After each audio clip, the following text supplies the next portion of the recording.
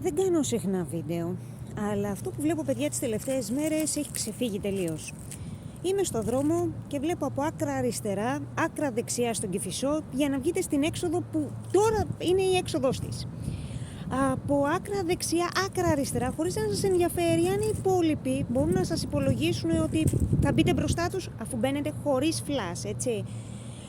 Να μιλάτε και να παίζετε με το κινητό, δηλαδή πόσα βιντεάκια πρέπει να δείτε την ώρα που οδηγείτε. Δεν μπορείτε να κάτσετε σπίτι σας να τα δείτε. Πρέπει να τα δείτε την ώρα που οδηγείτε.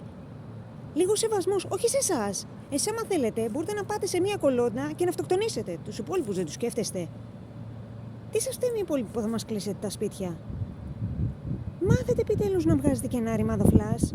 Να ξέρουμε που θέλετε να πάτε. Θα πάτε δεξιά, θα πάτε αριστερά, θα μείνετε στη λωρίδα. Σταματήστε να κάνετε ζιγζάκ. Συνεχώς μπροστά μας είστε, με όσα ζιγζάκ και να κάνετε. Λίγο σεβασμός. Μάθετε οδική παιδεία πλέον. Μάθετε να οδηγάτε. Αν δεν μπορείτε, μείνετε σπίτια σας. Θα μας σκοτώσετε όλους. Δεν σας φταίνε όλοι οι υπόλοιποι.